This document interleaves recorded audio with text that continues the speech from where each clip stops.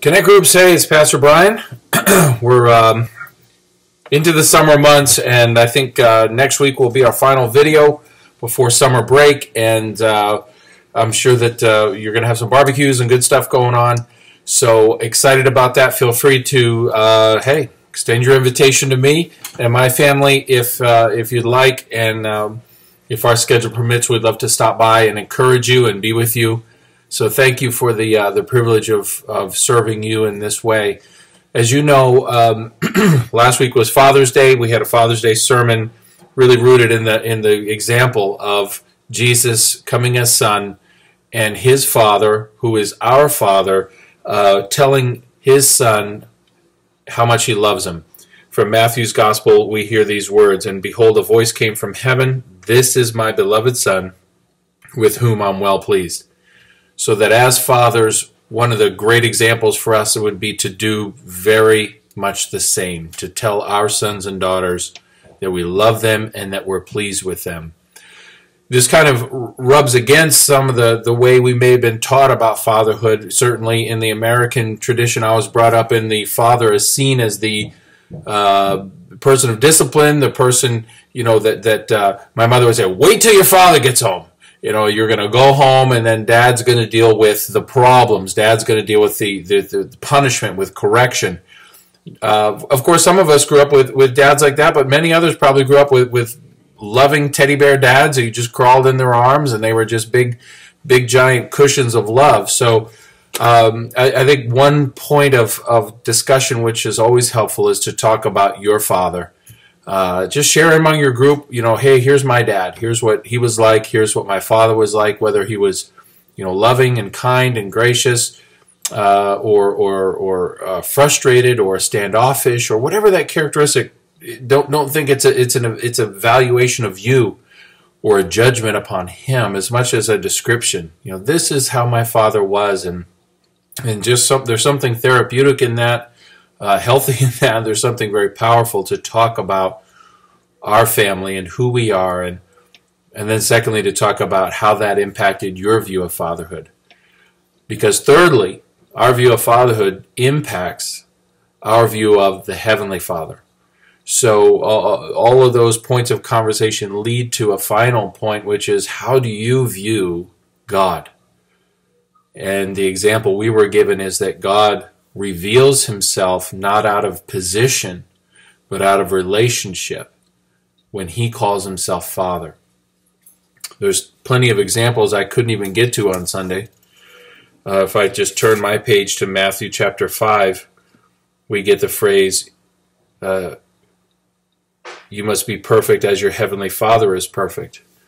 We think perfection always in the moral sense, but it's not always in the moral. It's in that end result sense, that purpose.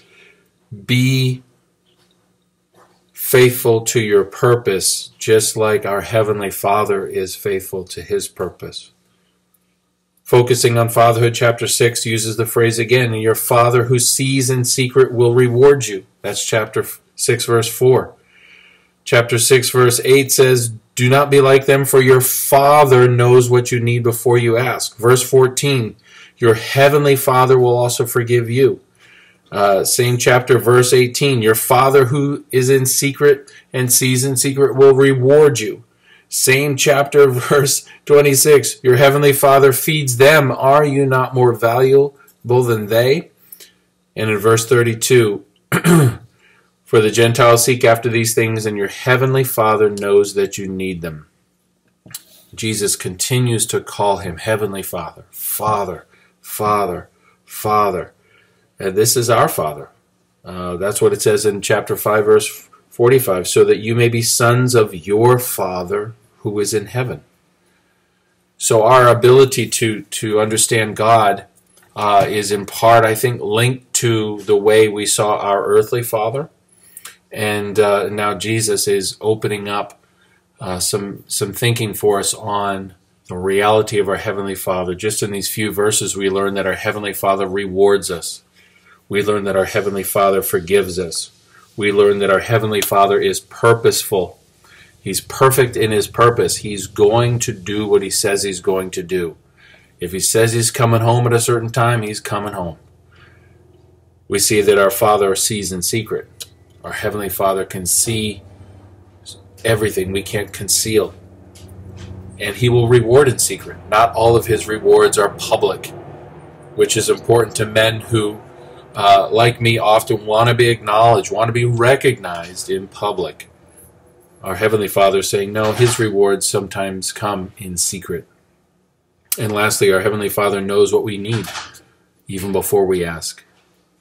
We're told to ask, which is beautiful, and that's what our earthly children do. They ask, Daddy, give me this. Daddy, give me that. Daddy, can I have new shoes? Daddy, can I go out? Daddy, can I go to the movies? And our Heavenly Father says, I know everything you need even before you ask. Certainly, He says it to build confidence so that when we do ask, we know He'll give us good things. And secondly, He gives that statement to us so we recognize how much more valuable we are than little birds and little grasses in the field. He loves us so, so much, which brings us right back to His disclosure in Matthew's Gospel at the baptism of Jesus, my beloved Son, with whom I'm well pleased. You are loved. Please talk about your father, how your earthly father has shaped your conception of fatherhood, and how, thirdly, that has shaped your conception of God. And then what adjustments can we make based on what Jesus teaches us about who God is, our Heavenly Father. He has revealed Himself not out of position, but out of relationship to us as Father. And He is good. Have a great time. Enjoy. We'll see you Sunday.